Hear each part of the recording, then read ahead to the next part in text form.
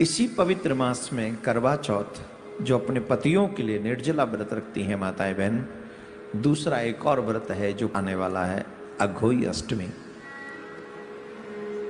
ये अपने पुत्र के लिए माँ व्रत रखती है और इस व्रत में माँ जो है वो भी निर्जला ही रहती है।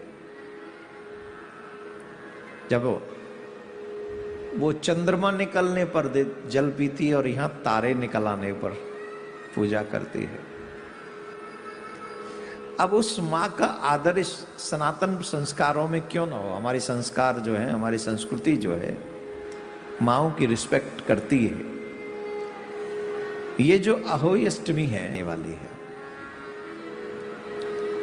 माताएं इस पर्व को बड़ी धूमधाम से मनाती हैं। माता अहोई माता से प्रार्थना करती है कि मेरे बाल गोपाल सुरक्षित रहें, आपकी कृपा उन पर बनी रहे। व्रत करके उनको मनाती है और बड़ा सुंदर ये व्रत भी है।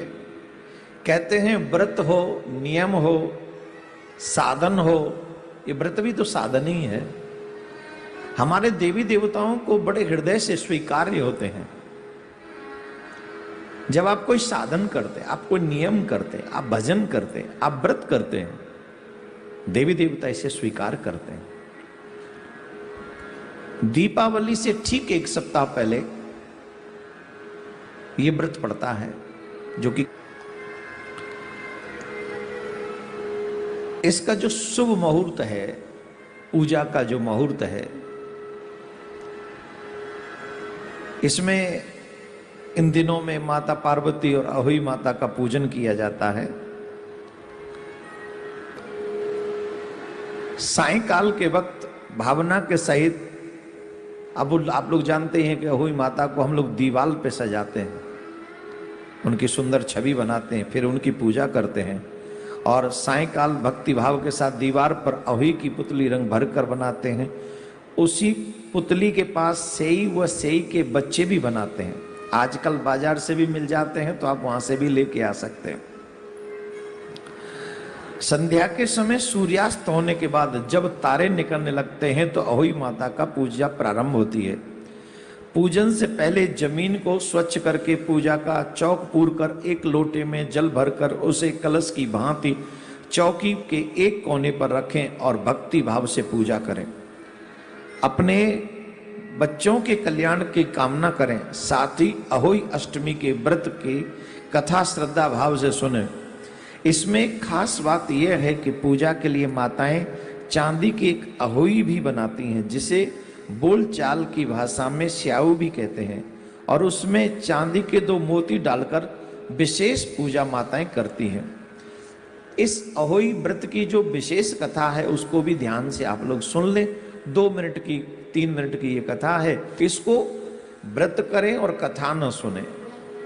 देखो, हर एक व्रत में कुछ चीज संयम में है। प्रत्येक व्रत को संयम के साथ, वचन मीठे हो, ब्रह्मचर्य का पालन हो, व्रत में क्रोध न करें, ध्यान पूर्वक जिनका कल्याण आप चाहते हैं अपने देवी देवता से, उन देवी से बार बार यही प्रार्थना करें अपने शिशुओं के लिए कि ये सुरक्षित रहें, ये मंगल में रहें, ये आनंद में रहें, ये प्रार्थना करते रहें। उनकी आपकी प्रार्थना अवश्य सुनी जाती है। ब्रह्मचर्य का पालन अवश्य करें, क्रोध न करें। कईयों को मैंने देखा है कि व्रत तो करते हैं पर पूरे दिन लड़ते रहते हैं घर में। क्रोध के आने से, आप समझिए हम क्रोध को क्यों मना करते हैं? क्रोध के आने पर जो पुण्य एकत्रित किया जाता है व्रत में, वो नष्ट हो जाता है, या उसका वो फल नहीं मिलता जो मिलना चाहिए। इसलिए हमारे यहां कहते हैं संयमी रहो, क्रोध नहीं करो, ब्रह्मचर्य का पालन करो, मन से भी वाणी से भी किसी को बुरा मत बोलो। यही श्रेष्ठ इसका फल है। तो हम नियम के साथ अगर व्रत रखेंगे तो उसका पुण्य अधिक लगेगा, देवी देवता प्रसन्न होंगे। जिस देवी देवता का आप आह्वान करते हो, पूजन करते हो, वो प्रसन्न होकर आपको मन के मुताबिक आप जो चाहते हो वो आपको वरदान देते हैं।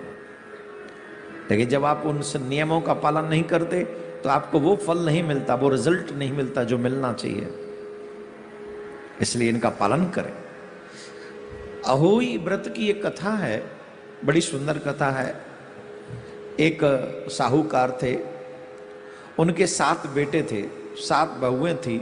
साहूकार की एक बेटी भी थी। दीपावली में ससुराल से मायके आई हुई थी। तो दीपावली में हम लोग अपने अपने घर को सजाते ही हैं, तो वो भी घर को संभालने के लिए, लीपने के लिए, पहले कच्चे घर होते थे तो लीपते थे। मैंने भी देखे हैं लिपे हुए घर।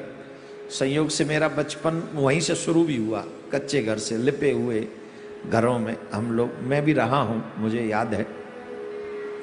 तो दीपावली, होली, कोई त्योहार आता है, कोई शुभ दिन होता है, तो माताएं बहन अपने उस घर को लीपती हैं।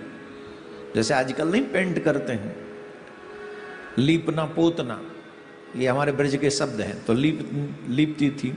तो लीपने के लिए वो मिट्टी खोदने के लिए वन में गई, जंगल में गई। तो ननद आई हुई थी। तो ननद ने कहा, भाभी आप जा रही हो तो मैं भी चलती हूं, मुझे भी ले चलो। तो अपनी भाभीियों के साथ में वो ननद भी उनके साथ चली गई। मिट्टी खोदने लगी, सभी अपनी अपनी परात भर रही थी मिट्टी खोदने के लिए। तो जब मिट्टी खोद रही थी तो खुरपी ननद के हाथ में भी थी। तो गलती से साहूकार की बेटी की खुरपी की चोट से स्याहू का एक बच्चा मर गया। वहां एक गड्ढा था, वहां स्याहू रहती थी, उसके कुछ बच्चे थे। वो बच्चा कट गया उस खुरपी से। तो वो क्रोधित होकर स्याहू बोली, मैं तेरी कोख बांध दूंगी। तो स्याहू के वचन सुनकर साहूकार की बेटी अपनी 7 भाभियों से एक एक करके प्रार्थना करने लगी कि अनजाने में मुझसे अपराध हो गया है, मुझे नहीं पता था ये हो जाएगा, पर अब अगर ये मेरी कोख बांध देगी तो मैं तो ससुराल में क्या कहूँगी कि मायके गई। और ये सब बहुएं बेटियां बड़ा ध्यान रखती हैं कि मैं जाऊंगी तो मायके से जाऊंगी ये दोष लेकर, तो मेरी सासू क्या कहेगी, ननद क्या कहेगी, होते हैं ना। तो बोले मैं क्या कहूँगी, इसलिए आप अपनी कोख बंधवा लो, आप बंधवा लो, आप बंधवा लो। सबने मना कर दिया।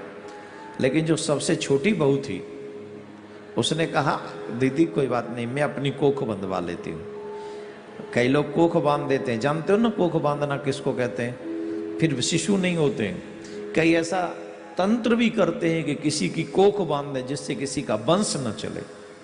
देखो भाई, मैं इसके बड़ा अगेंस्ट हूं। तंत्र विद्या है, मैं उसका रिस्पेक्ट करता हूं, लेकिन वो तंत्र किस काम का जो थोड़े से पैसे के लिए आप किसी का बुरा कर दें, आप किसी का वंश रोक दें, आप किसी की बुद्धि खराब कर दें, या वो तंत्र किस काम का, थोड़े से पैसे के लिए।